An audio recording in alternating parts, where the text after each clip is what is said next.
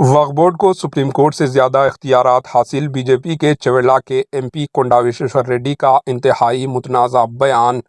तेलंगाना के हल्के चवेला से एमपी कोंडा विश्वेश्वर रेड्डी ने वक्फ बोर्ड से मुताल्लिक़ इंतहाई मुतनाज़ा रिमार्क्स किए। बीजेपी लीडर कोंडा विश्वेश्वर रेड्डी ने वक्फ बोर्ड को गैर आइनी करार दिया। इन्होंने कहा कि कांग्रेस ने आईन हिंद के खिलाफ वक्फ बोर्ड तश्कील दिया था। इन्होंने इंतहाई मुतनाज़ा रिमार्क्स करते हुए कहा कि वक्फ बोर्ड को सुप्रीम कोर्ट से ज़्यादा इख्तियारात दिए गए हैं। इन्होंने कहा कि वक्फ बोर्ड एक जालिमाना मजाक है। ये ऐसी सूरत हाल है कि आप नहीं जानते कि हंसना है, रोना है, उदास होना है।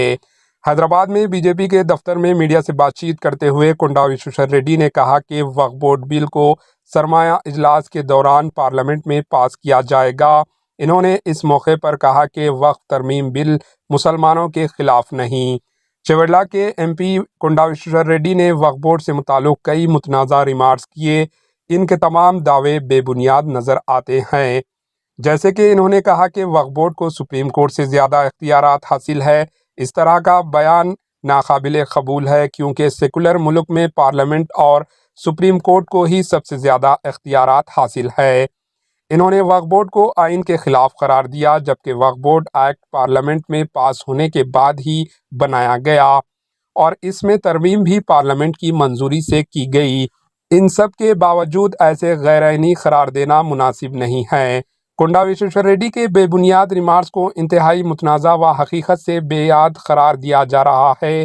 कोंडा विश्वेश्वर रेड्डी की प्रेस कॉन्फ्रेंस से ऐसा जाहिर होता है कि वो सुर्खियों में रहते हुए पार्टी में अपना कद बढ़ाने के लिए कोशवा हैं।